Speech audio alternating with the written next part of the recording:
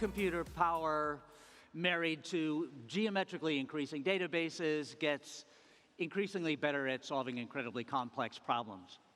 What could possibly go wrong?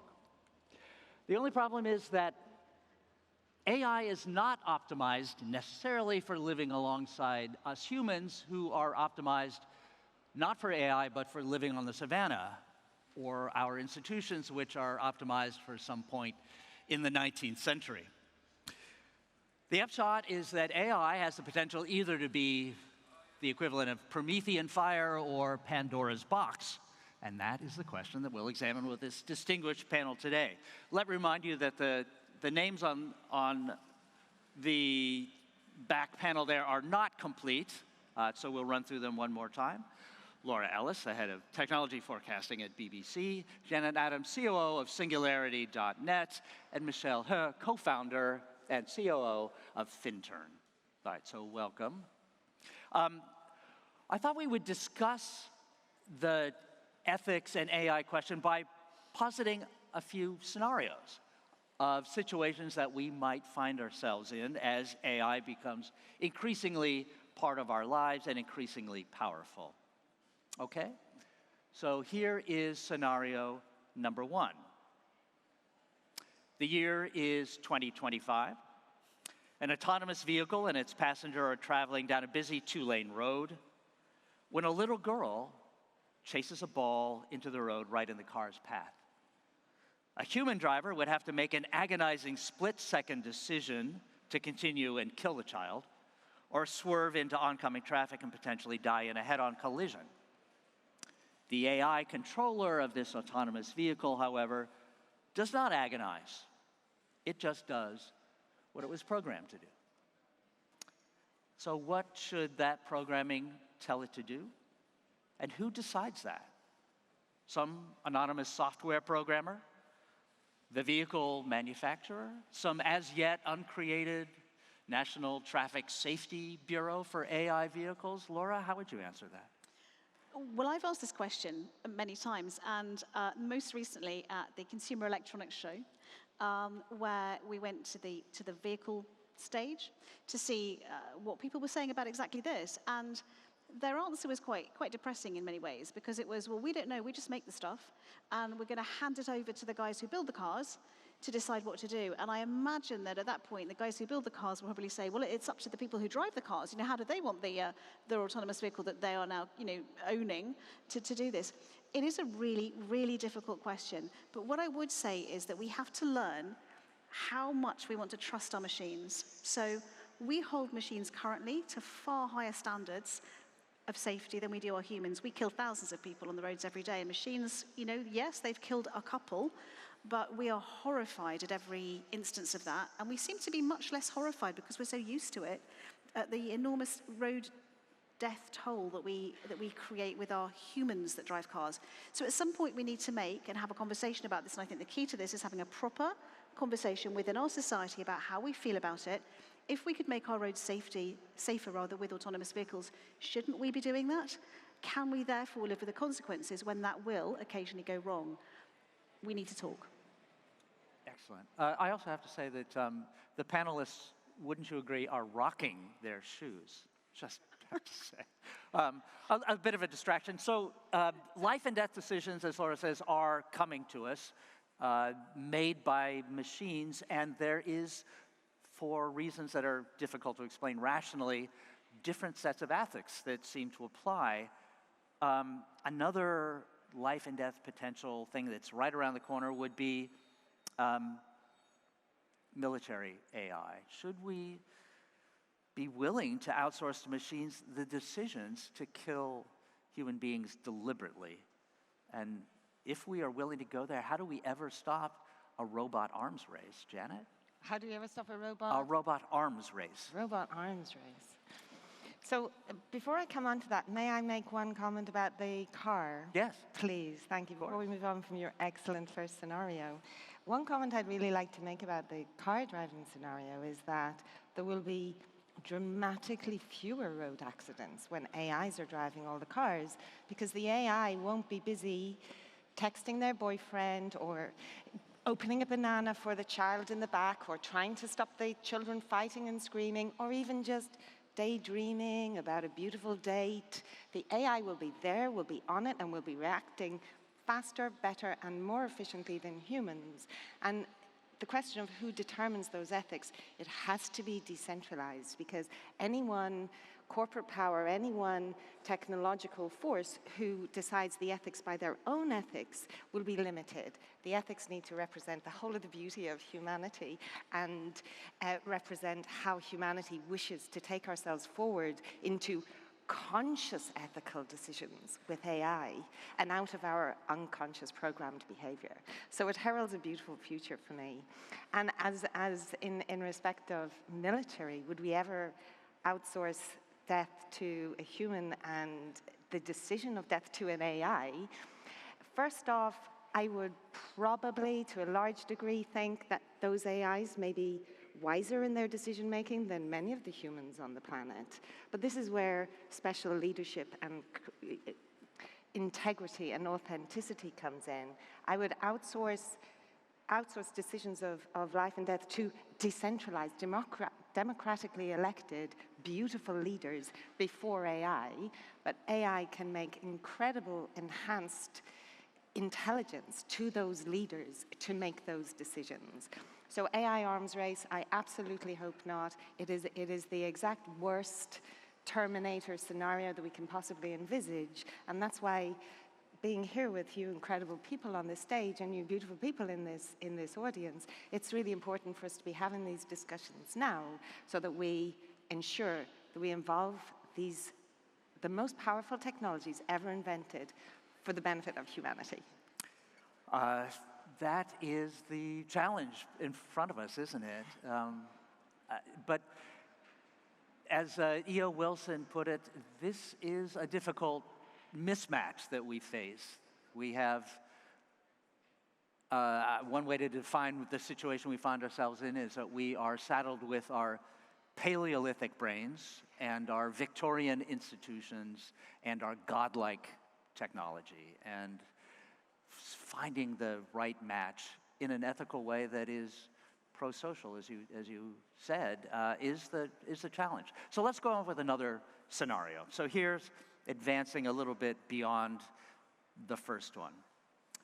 The year is 2027, and Europe's last remaining human truck drivers converge on Brussels to protest the loss of their jobs to robots.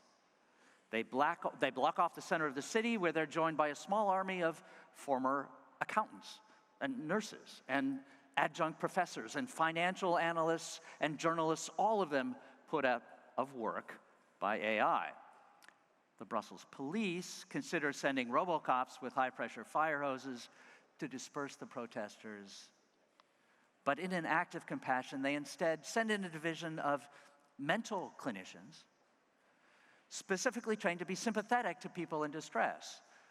The clinicians, of course, are all robots. So AI is supposed to make as many as 38% of the jobs that currently exist obsolete within a few years. Is this outcome inevitable? How do we prepare for it? Michelle? Yeah, sure. Very good question. This has been asked by people many, many times. But just a little bit of a background of me. Michelle, I'm a COO and one of the co-founders of Finton, which is a London-based credit technology company. I got my PhD in machine learning or artificial intelligence about 15 years ago, where it's actually not called AI at that time. It's called data mining. But essentially, over the 15 years, it has been involved, name change, it's called artificial intelligence. But AI is nothing new. It has been there many, many years ago. The first AI algorithm has been there many, many, many years ago. It becomes much more popular in recent years because of the computation power, the availability of data. So back to your question, I believe that a lot of the jobs will be replaced by AI. I don't know if 38% is the right percentage or not, but there's nothing to be scared about. If you think about it, many, many years ago, when the first ATM machine was invented, people are worried, people working in the banks are worried about their job. But actually, in reality, there are much more jobs are available than it was when the ATM was not there.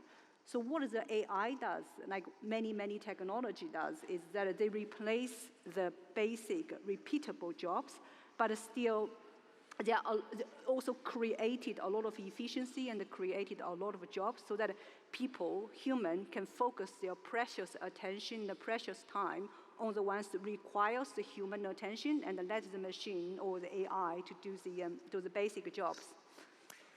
History has shown that technology improvements do increase the labor force and the growth of the economy, but this is uncharted territory. Technology has been changing at geometric levels of increases, and we haven't seen that in the past. It might be hard to cope with. Laura, if you were advising someone who was 18, 17 years old, and choosing the kind of course of study and the career that would lead to, what would you advise them to do looking ahead at an AI-driven future? Well, the first thing I'd advise them to do, and I have an 18-year-old, so I'm very much in this space at the moment, is to do what they love. And I get really disappointed and disheartened when I hear people say, I'm not going to do a geography degree, because, I mean, who does that? Loads of people, and it's great, and do it. So, do what you love and then find your way from that is my first bit of advice. But on a more technological basis, if you talk to people about AI and say, go and do AI because it is really interesting, and I don't think we'll describe it like that forever. I think this is like a kind of interstitial period of time as we kind of get to grips with what this means. What is machine learning? What is statistics? What is AI? How are we going to use it to sort of to make our data world different? And we were talking about this morning. I would say that right now is a great time to get into AI and to understand it, because it's going to drive so much, as you say, of what we do.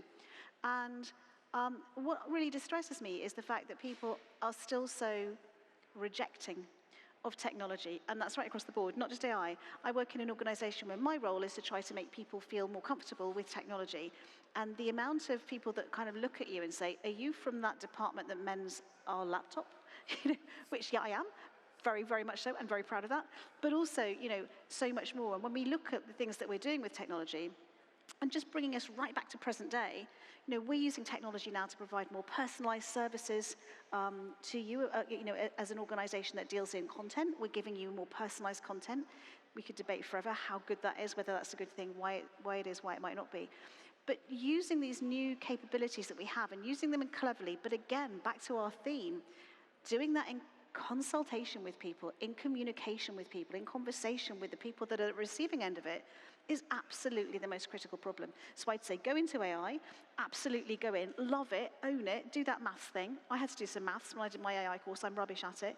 But bear in mind that what you're doing is not technology, it is technology based around serving people. The people that coexist on this planet with you, right?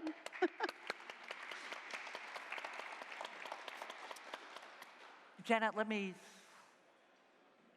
put another potential ethical issue in front of you. The workplace is a place where gender and racial prejudices have surfaced historically, sometimes damaging to the opportunities of people at the unempowered end of that political spectrum.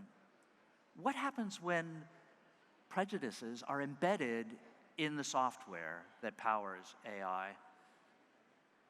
How do we prevent that? So we're not talking about attitudes that can be changed, we're talking about code that may be buried and carrying prejudices that are not even perceived or even that the coders are aware of. How do we prevent that? Beautiful question, and I'm an IEEE published author on ethics and conduct of artificial intelligence, particularly in financial services arena. So this is an active area of research for me, and I work with some of the world's leading collaborators in this space. So the first, again, my super optimism is going to just shine through here. But the first thing to say is that AI is merely statistical probability techniques trained on data. And that data teaches the AI what move to make, what step to take. And with the advent of artificial intelligence decision-making, we have the opportunity to select that data, to curate that data. Those biases that you're talking about, those biases have been ingrained in human society. As you say, we've come from the savannah, so fast. We're still learning an awful lot. And what we can now do, which we could never do before this time, is we can see all of those biases in the decisions that the AIs are making. We can audit them, we can monitor them, we can bias them positively. We can de-bias them for race, for gender, for age, for levels of ability, and ensure that we now, it's a step change. It's a new dawn for humanity. It's a new dawn where we can rise above the hidden biases, the hidden behaviors that have driven so much of our society and our workplace into a new, brighter, transparent world where, again, democratically decided, decentralized decision-making with the power of blockchain, the power of cryptocurrencies, where we can actually coach, train, monitor, and oversee our AI decision-making to take us forward to a better future. You are an optimist. I am. I work for SingularityNet, and our goal, I don't know how many people here know what the technological singularity is. The technological singularity is a phrase coined by Ray Kurzweil, who's a good friend of my boss, Dr. Ben Goertzel, and now at Google. And the technological singularity is that moment where artificial intelligence and computers are smarter than humans. And from my perspective, it's not 38% of the jobs, it's all the jobs, because humankind will be freed from the drudgery of repetitive, unnecessary work and be able to explore and find their joy, their love in what they do, the art, the meditation, the connection, the beauty. And so when we work on artificial general intelligence, and I like to think we're the world leaders in this space. Once we invent artificial general intelligence and superintelligence, then we'll have the technologies to overcome all of mankind's, we may have the technologies to overcome all of mankind's suffering and illnesses and environmental issues. So from a SingularityNet perspective, I would say the power and the incredible, unprecedented, huge leap that mankind is about to take with technology is the most exciting moment in the history and possibly the future of humanity, because these technologies might be the last technologies we ever need to invent. All right, Janet. Well, I am going to play the part of the cynical journalist and point out that every new technology has held quite a bit of promise, and we have managed to enjoy the benefits and also fuck it up.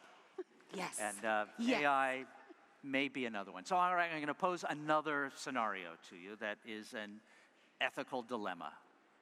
Okay, are you ready? Yes. This is 2028, looking ahead. Your daughter comes home from her first day of middle school, junior high school in the US.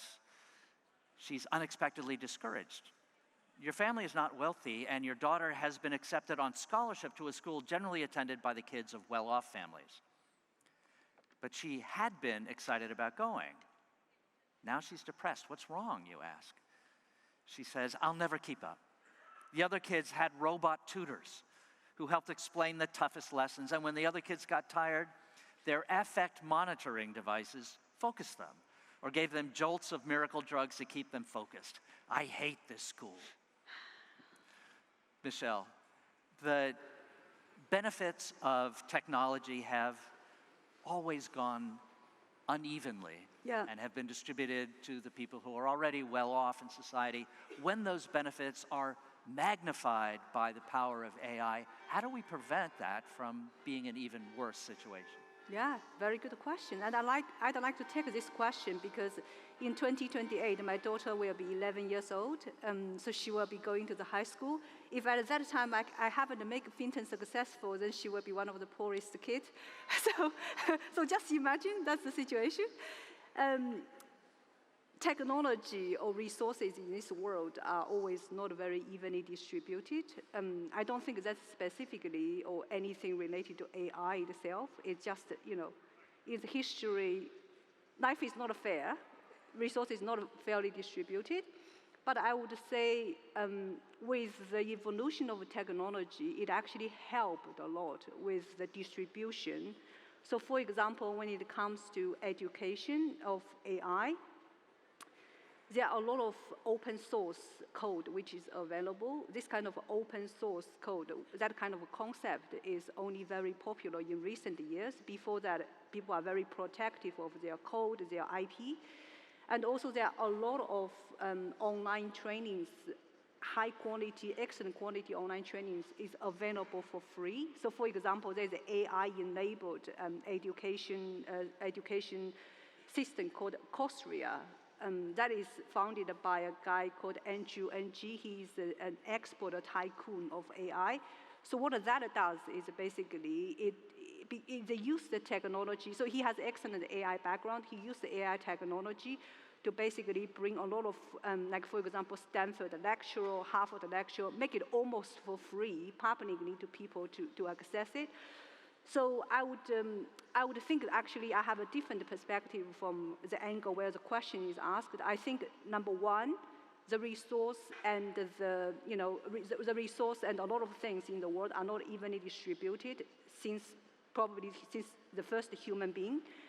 But actually with the evolution of technology, the gap is actually getting smaller and smaller, not bigger. Janet, can I ask you to respond to that proposition that the digital divide is not widening but narrowing, and that as AI advances, we would expect, Michelle, not to put words in your mouth, expect to see that divide narrow further? Sorry, repeat that again? The digital divide would narrow further, you think, as AI penetrates society more? Yeah, that's right, yeah. Okay, so Janet, would you respond to that? Yeah, I mean, amazing points from such an incredible scientist here with me. So I can only fully support Michelle's perspective on this. At the same time, then I also see that there's a global need for technologies and artificial intelligence and education and robot tutors to stretch into countries where they don't have language written in scripted, where it's not written, because children in developing countries can only access AI technology and AI teaching if they've got a way of accessing and a way of reading education in their own languages. And I met a fantastic team here last night who are working on language translation. Are you here? Yay, hi guys. So technologies like these guys over here, they're developing an app which helps learn languages in a beautiful format based on incredible research. What's your name, guys? Weave Languages. What's your subject? What's your company name? Weave. So people like these people over here in Weave, they're democratizing, exactly as Michelle says, they're democratizing access to education. But what we need to do, and it's not something that's going to go away by itself. We need concerted effort socially. We need to get into the countries where those languages aren't scripted, as these guys were explaining last night, and where that translation isn't available. And then we could see a huge step change, particularly across Africa, where there are, I can't remember the stats, something like 200 dialects which aren't translated into English. So once we can use technologies like ours, which is probabilistic reasoning technology, which can actually work with much smaller data sets than traditional neural networks and traditional AI, and be able to work with really sparse data sets and bring language translation to the whole world, then that's when the technology divide, and that's when the education divide, and that's when the wealth division is going to really dramatically shift. You are so cheery, Janet. I can think of a counterexample of a company that uses AI that set out to simplify communication and bring people together and ended up driving people apart in sometimes quite toxic ways. That company's name is Facebook. Laura, let me ask you, because you and I have talked about this in our prep session, about preventing the digital divide from getting wider as AI perhaps empowers privilege to a degree that it doesn't do, that technology doesn't already do. So Cast your mind back to, because I'm quite old now, so when I started work, I didn't have a computer. And this just seems like a kind of laughable thing to say now, doesn't it? You know, I didn't have a computer. And I'm now kind of 40 years into a career where I can talk to anybody across the world. I can go on to, Facebook, I can go on to Twitter, I can go wherever I want to go, and I can meet people that I'll never meet in real life, and I can talk to them. And I happen to think that is a wonderful thing. And I think that for everything that's gone wrong with the discourse around this and with the unintended, I hope they're unintended, consequences around it, it is still a beautiful thing to be able to talk to people and form communities that are outside your locality. I worked in local journalism, so I'm obsessed about physical locality. But the communities that we build are, I think, a massively important part of being human. This, for me, feels like a problem that we have to solve rather than eradicate. I don't want to see social networks disappear. Although you might be surprised to hear me say that, because I work in disinformation, and quite a lot of the time what we're dealing with is the desperate consequences, and they are desperate, they're really, really harmful, of AI-aided personalization. So you being targeted with particular things because you happen to have shown an interest in them. We have to get better at this. I know that a little while ago you spoke to Anya Kerr, who was saying that there are very good people at these organizations who genuinely are trying to solve these problems, and I'm with her on that. I think what has happened with Meta, with Facebook, with other things is awful in terms of the way that it's polarized and led to enormous harms. But we should be able to solve this. We should be able to address it. And I think one of the things that we want to do is, you were talking about languages, but content moderation, understanding languages enough to moderate content and to expose people to wholesome arguments so that they can engage in those rather than those horrible punchy things we see all the time about things like vaccination. If we get better at this, and I'm going to just be as optimistic as Janet for a second, I genuinely think we could make social media a force for good. That sounds really, really optimistic, and we've got a long way to go.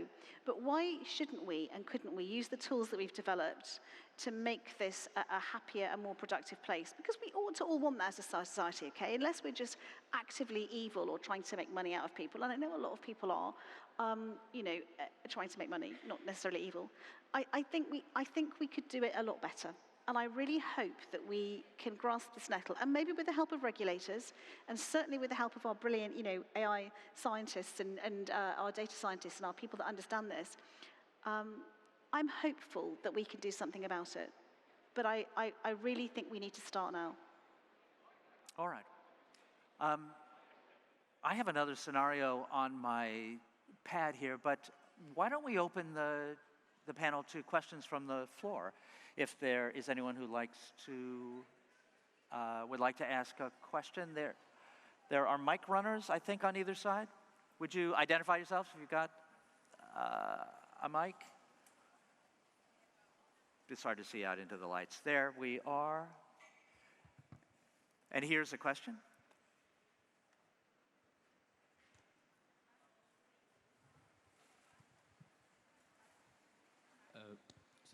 I was basically wondering, like with this new age of artificial intelligence and human intelligence kind of subsidizing. So I was wondering, how government should play a big role in kind of regularizing this, because 40% of the people can easily lose the jobs, right? So I mean, should there be any regulation regarding that? Maybe we could transform into the new future or something like that. So Okay. What's your opinion on that?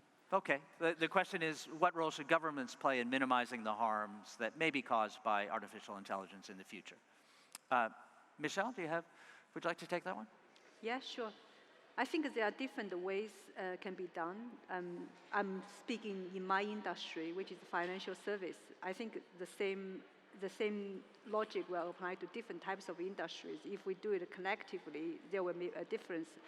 So I work in financial service. The company we do is basically to use the technology for AI and the open banking transaction data to understand the customer's affordability better, so that we can expand access to affordable credit. So the way it works is basically, in the traditional world, banks or lenders, based on their decision, mainly, if not only, based on the credit score, which is a Stone Age methodology, And when they come to this kind of affordability assessment to say if this person is afford to pay a loan, that is actually a postcode average. So back to your question about the discrimination, this is not a gender discrimination or race discrimination, it's a postcode discrimination to say if you live here, your affordability, your expenses on average is this, which is right on average, but it's wrong on every single person.